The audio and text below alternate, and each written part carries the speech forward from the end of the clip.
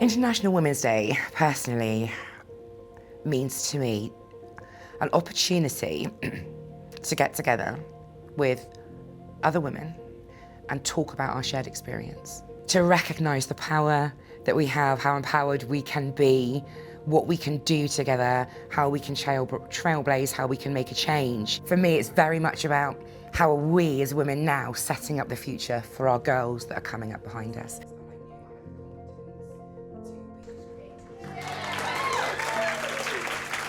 There was always challenges in the male environment. So I gave birth and I was basically pushed back down to admin. We couldn't do this, I can't do that.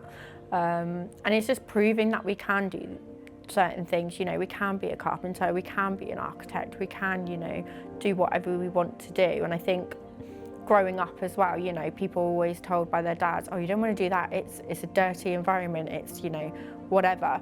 And I just think, you know, setting up on my own for construction, we are all about the women. There are no restrictions. And the challenges are always, you know, the same thing. You know, we can't do this, we can't do that. And the only people stopping us is everyone else.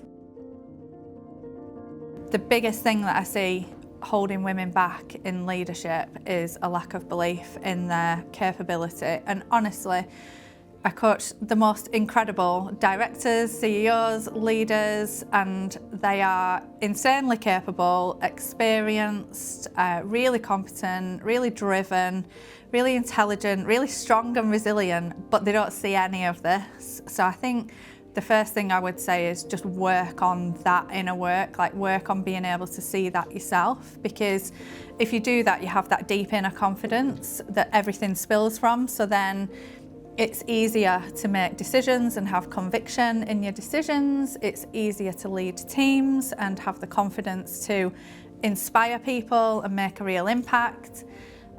It's easier to be agile and innovative and have real belief in the contribution that you're making. There's so many positives. So I would say that the fundamental cornerstone is working on your own confidence and self-belief, and everything else runs from there.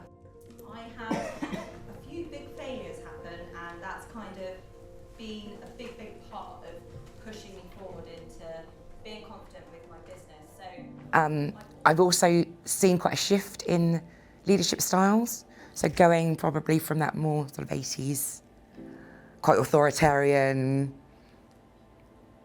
quite strict, quite do as I say, that kind of leadership. And I think as we've moved through and we are more aware about equality and we're more aware about different people with neurodiversity, other equality issues that people face, we have now, as leaders, I hope, understand that we need to be more collaborative. We need to trust our teams, and we need to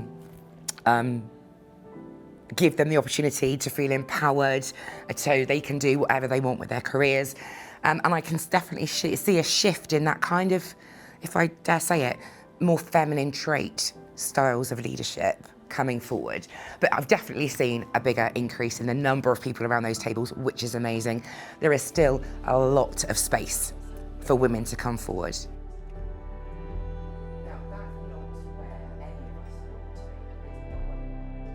So I think one of the biggest things that I've learned about leadership in my career within local government is how important it is that we as individual leaders help to create the space and the environment where voices are equally heard, where ideas are equally respected and shared, and where there's a respect around that table. Because sometimes you'll get women who come to the table, and they've got there, but they can't get their voices heard, and then they leave. And we need to ensure that diversity across all of our workforce, we need to ensure that we keep women around that table, and it's our role as leaders to make sure that they're heard and they're in that psychologically safe space that they can share what they need to.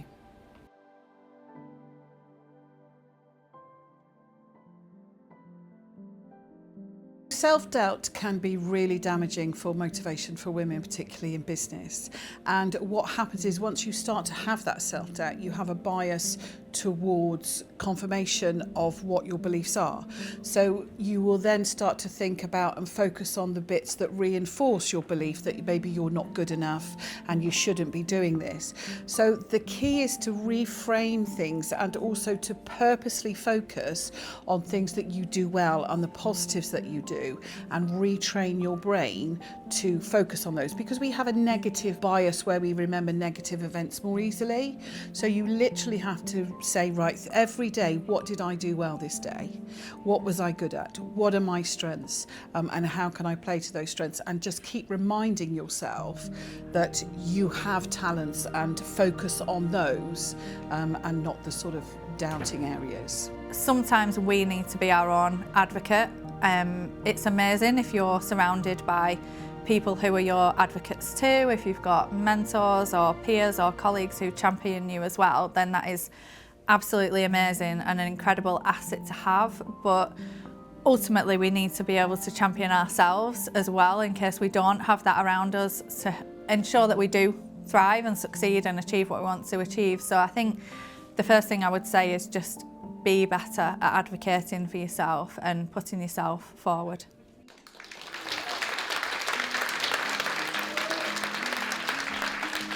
So networking and community support has been absolutely key to my success, probably, and my sanity.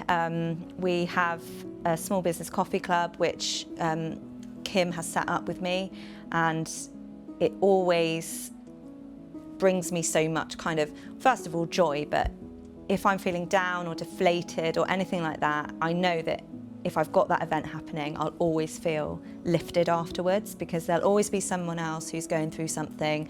There'll always be someone to tell you, you know, just keep going.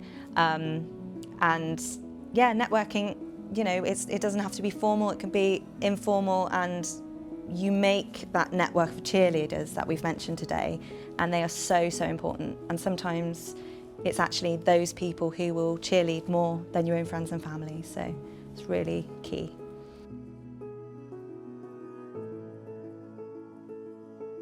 I think my top advice would be find a mentor. Find someone who you can talk to, who has been in that role before. And you know, it's my experience that women want to help accelerate other women, but it's also my experience, and I've worked with lots of these types of men who really want to also boost that level of equality.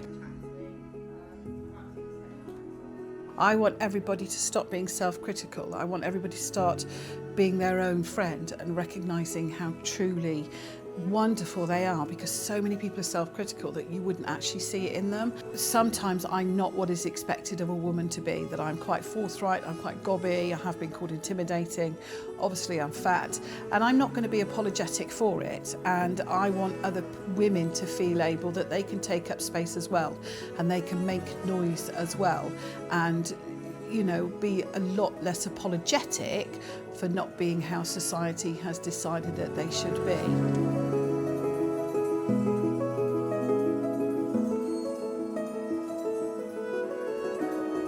Just do it. Doesn't matter what anyone else says. It's your career, it's your life. You've got to do what you love. Let's help each other, let's collaborate and get it moving.